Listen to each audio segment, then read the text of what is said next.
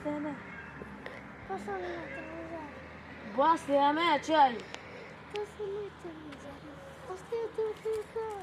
Bă, ce ai? Asta e televizor. Bă, chem poliția. Ia, cheamă, hai, cheamă. Hai că chem acum. Hai, cheamă. Alo? Domnul polițist?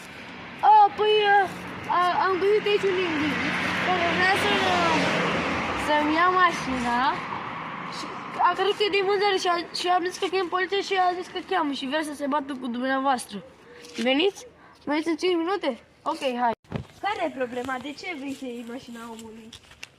Dar asta e din vânzare, mă. Eu nu prea văd că scrie ceva de vânzare și nu prea văd că sunt multe mașini pe aici.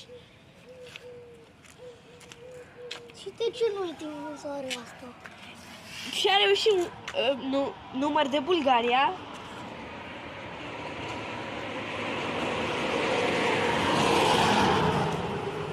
De ce nu vorbești? Hai, vorbește în față, cum ai vorbit cu domnul.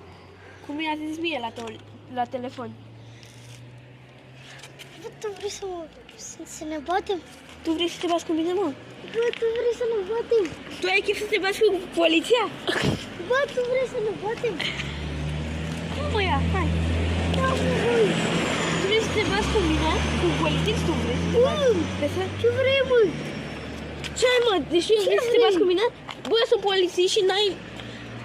E ilegal să te bați cu un polițist sau cu un om. Bă, tu ce vrei de la mine? De ce vrei să iei mașina omului? Nu e de vânzare. Bă, ce? Da. Ce ești tu vânzătorul? Ce ești tu vânzătorul?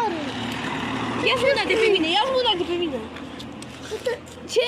E mașina ta?